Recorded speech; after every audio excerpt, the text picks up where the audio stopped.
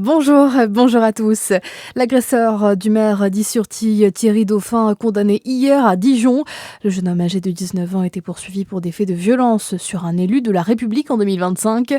Le motard a reconnu une partie des faits, mais pas la violence. Selon le témoignage du maire, l'homme l'aurait agressé après un échange quant à sa façon de rouler. Une plainte avait été déposée par la suite. Il a été condamné à 105 heures de travaux d'intérêt général.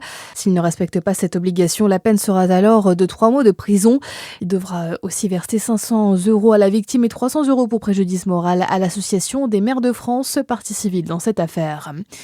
Pas encore de décision quant à la cessation d'activité de l'enseigne Bouchara en Saône-et-Loire. La marque de décoration et de linge de maison qui a été placée en redressement judiciaire en janvier dernier.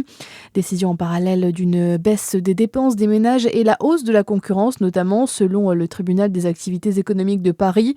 Entre 2024 et 2025, la marque a ainsi perdu 8,6 millions d'euros de chiffre d'affaires. Des repreneurs se sont d'ailleurs portés candidats. Une décision de justice est attendue le 11 mai. Dans le reste de votre actualité générale, le nouveau plan d'aide du gouvernement face à la flambée des prix du carburant. Sébastien Lecornu a annoncé hier une aide de 20 centimes par litre pour les gros rouleurs. Sont ainsi concernés 3 millions de travailleurs modestes.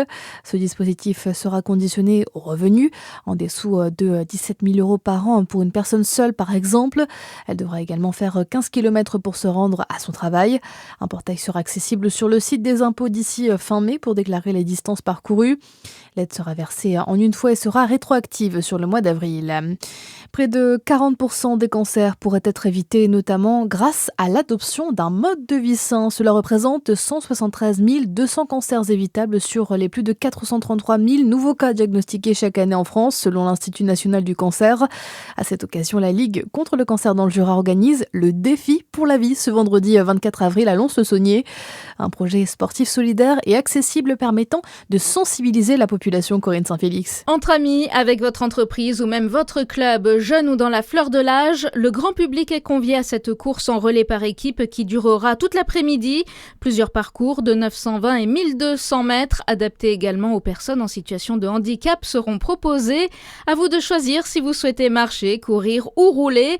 Le but, mettre en avant les bons comportements à adopter, comme la pratique régulière d'une activité physique, une façon marquante de prévenir, de sensibiliser, de soutenir la lutte contre la maladie par le biais des dons récoltés lors de cette action collective et solidaire et de fait aider au financement de la recherche.